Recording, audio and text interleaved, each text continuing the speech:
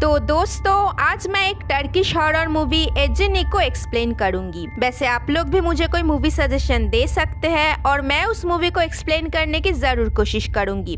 लेकिन उससे पहले मेरे चैनल को सब्सक्राइब करना मत भूलना और मुझे इंस्टाग्राम में ज़रूर फॉलो कीजिए। The link is in the description box. तो चलिए वीडियो को शुरू करते हैं।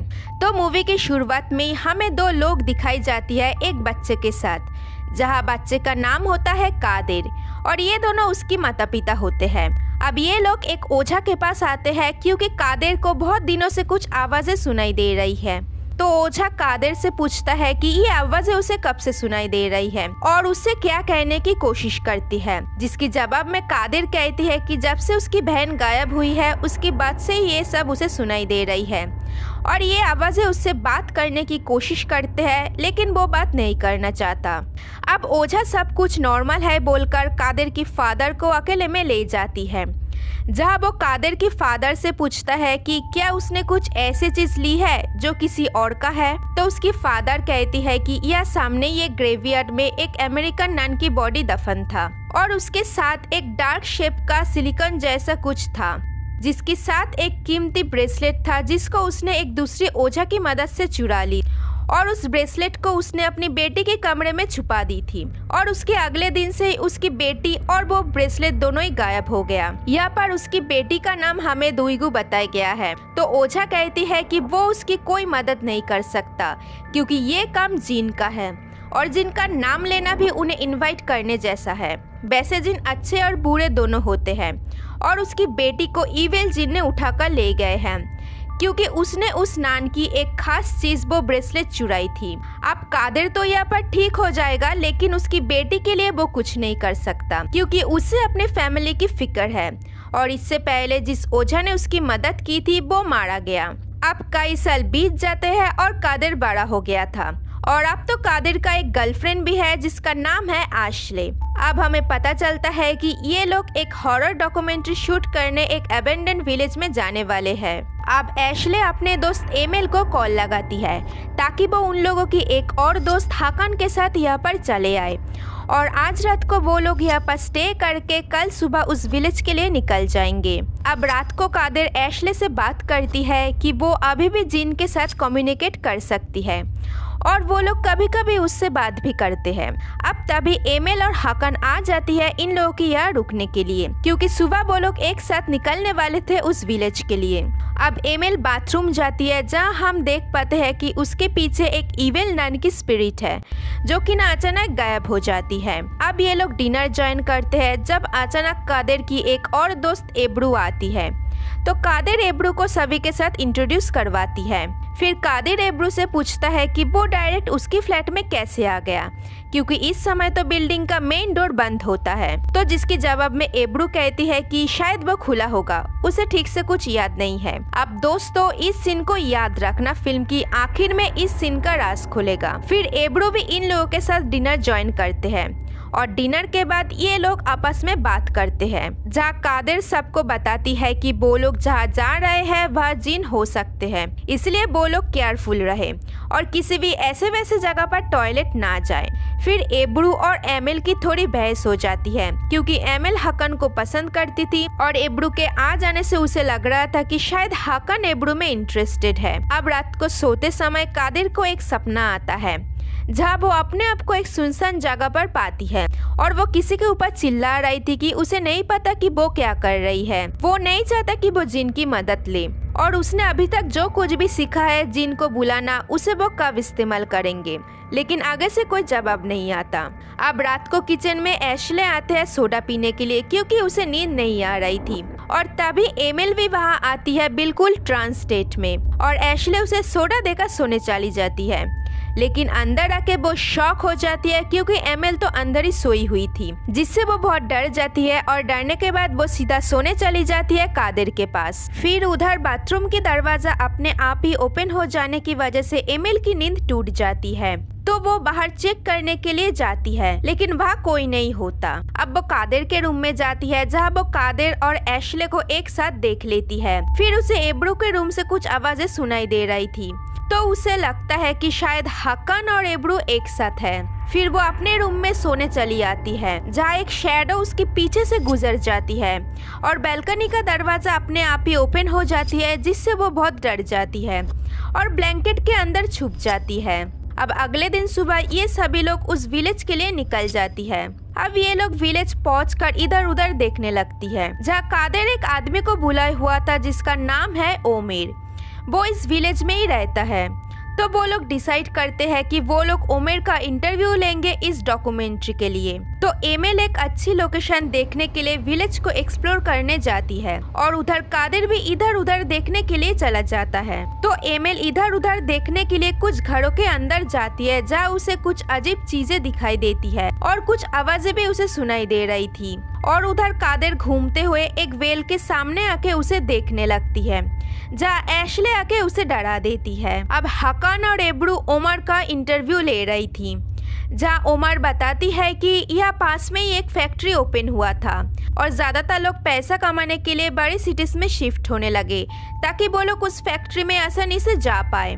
अब मोस्टली ज्यादातर लोग यहाँ पर यंगस्टर्स थे जो उस फैक्ट्री में काम करने के लिए बड़े सिटीज में शिफ्ट हो गए थे और कुछ बूढ़े लोग जो यहाँ पर बच गए थे, समय के साथ उनकी डेथ हो जाने की वजह से ये विलेज खंडर बन गया। अब एमेल वापस आती है, लेकिन वो हकान और एब्रू को एक साथ देखकर चिढ़ जाती है क्योंकि वो मन ही मन हकान को पसंद करती थी। फिर हकान और एमेल एक साथ बैठकर बात करती है, जहाँ एमेल हकान से कहती है कि उसे पता है कि कल रात वो एब्रू के रूम में एक साथ थी, जिस पर हकान कहती है कि वो उससे कल ही मिला है और पूरी रात वो अपने रूम में ही था।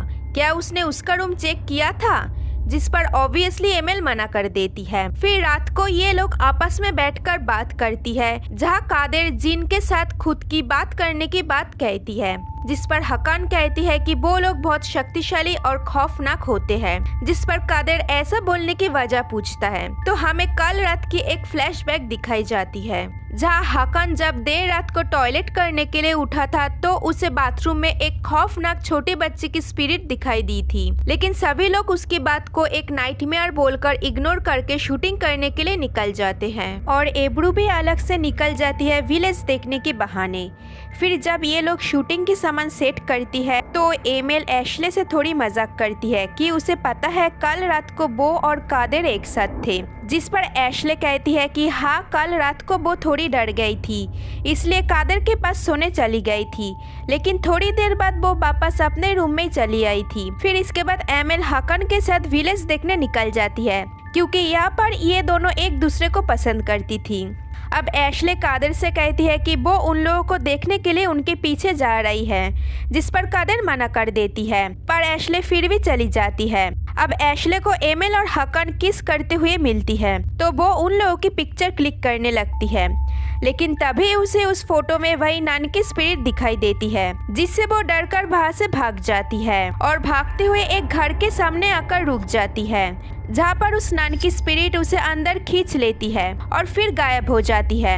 और उस घर के अंदर बहुत सारी कैंडल्स जली हुई थी और एशले बहुत ही डरी हुई थी। फिर वो नान की स्पिरिट अचानक से उसके सामने चली आती है, जिससे डरकर सीधा वो भागकर कादिर के पास चली जाती है और उसे सब कुछ बताती है, जिसे सुनकर कादिर बहुत गुस्सा करती है क्योंकि उसने उसको मना किया था वहाँ जाने के लिए। अब वो सबको वापस बुलाने के लिए फोन करती है, लेकिन फोन में सिग्नल नहीं होता, तो वो सबको ढूंढने के लिए निकल जाती है। अब जाने से पहले वो एशले को वहीं रुकने को कहता है और अगर कोई उससे पहले वहाँ चली आती है तो वो किसी से कुछ भी कहने के लिए मना करता है। अब विलेज में कादिर उन तीनों को ढूंढने लगती है, तो वो उन लोगों को ढूंढते हुए एक वेल के पास आ जाती है। अब उस वेल के अंदर देखने पर उसे सडनली एक स्पिरिट दिखाई देती है, जिससे डरकर वो वहाँ से भाग जाता है और उधर हकान एशले के पास आती है और कहती है कि कादिर ने कुछ कहा है क्या, जिस पर वो मना कर देती है। फिर हकान कैमरा सेट करती है और कैमरे के अंदर से उसे एब्रू दिखाई देती है, तो वो उसे आवाज लगाती है, लेकिन जब वो कैमरा को हटाकर देखती है तो वहाँ कोई नहीं होता। तो वो फिर से कैमरा में देखती है जब वही इविल नान की स्पिरिट आके उसके ऊपर हमला कर देती है और उधर एमिल को टॉयलेट करते हुए दिखाई जाता है, जबकि कादिर ने मना किया था कि किसी भी ऐसे वैसे जगह पर टॉयलेट ना करे। अब कादिर घूमते घूमते एक जगह पहुंचती है जहाँ पर उसे 2 नान की स्पिरिट के साथ एब्रू दिखाई देती है, जहाँ पर वो नान एब्रू को एक ब्रेसलेट दिखा रही थी। फिर तीनों अचानक ही गायब हो जाती है। अब ये देखकर कादिर भाग के एशले के पास आ जाती है, जहाँ पर हकन उसे परेशान जमीन पर बैठी हुई दिखाई देती है। कादिर के पूछने पर हकन कुछ नहीं बोलता, बिल्कुल चुपचाप बैठा हुआ था क्योंकि वो इतना ज्यादा ट्रॉमेटाइज हो गया था। अब कादिर को एब्रू के बारे में कुछ याद आता है कि वो डायरेक्ट उसकी फ्लैट में आ गया था बिना मेन डोर ओपन किए। तो कादिर यहाँ पर अपने दोस्त ओजनेल को कॉल लगाती है और कहती है कि वो उसके फ्लैट में जाके उसकी कंप्यूटर चेक करे, जहाँ ओजनेल भी देखती है कि एब्रू डायरेक्ट उसकी फ्लैट के सामने आ गया था बिना मेन डोर ओपन किए। और ये देखकर ओजनेल भी डर जाती है। फिर वहाँ लाइट चली जाती है और ओजनेल को वहाँ किसी की होने का एहसास भी होता है और साथ ही साथ कादिर के साथ उसकी फोन कनेक्शन भी टूट जाती है। अब एब्रू एमिल के पास जाती है और उसे धक्का देकर उसका गला दबाने लगती है और यहाँ पर हम क्लियरली देख पाते हैं कि एब्रू पोजेस है। फिर कादिर हकन और एशले के पास आती है और बताती है कि उसने एब्रू को देखा है 2 जिन के साथ, लेकिन उन लोगों को एब्रू को बचाना पड़ेगा, इसलिए कादिर एक रिचुअल करता है। वो सनसेट की डायरेक्शन को देखकर फायर से एक सर्कल बनाता है और उस सर्कल के अंदर कादिर, हकन और एमिल एक साथ खड़ी होती है। फिर कादिर एक रिचुअल पूरा करता है। अब वो हकन को सर्कल के बाहर भेजता है और कहता है कि अगर एब्रू उसे और एशले को इस सर्कल के अंदर नहीं देख पाएगी तो समझ जाना कि उसके अंदर जिन है। अब सर्कल के बाहर एब्रू हकन के पास आती है, जहाँ हकन एमिल के बारे में पूछता है, लेकिन एब्रू चुप रहती है क्योंकि उसने अभी अभी एमिल का गला घोटकर आया था। अब एब्रू हकन से कहती है कि एशले और कादिर कहाँ पर है, क्योंकि वो उन दोनों को उस सर्कल के अंदर नहीं देख पा रही थी। इसका मतलब उसके अंदर जिन है। लेकिन हकन किसी तरह उसे समझाते हुए उस सर्कल के अंदर ले आती है। अब उस सर्कल के अंदर आते ही एब्रू कादिर को भाई बोलकर पुकारती है। जी हाँ दोस्तों, ये कादिर की बचपन की बहन दुईगू है जो गायब हो गई थी और हमें फ्लैशबैक में पता चलता है कि दुईगू अपनी डॉल का नाम एब्रू रखना चाहता था। फिर कादिर रोते हुए अपनी बहन को गले लगा लेती है और कहती है कि ये उसकी बहन दुईगू है जो अब बड़ी हो चुकी है। और इसी के साथ ये मूवी ख़त्म हो जाती है और एजेनी का 2nd पार्ट भी है और मैं बहुत ही जल्दी उस मूवी को अपने चैनल पे एक्सप्लेन करने वाली हूँ। और अब मिलते हैं दोस्तों अगले वीडियो के साथ, तब तक टाटा।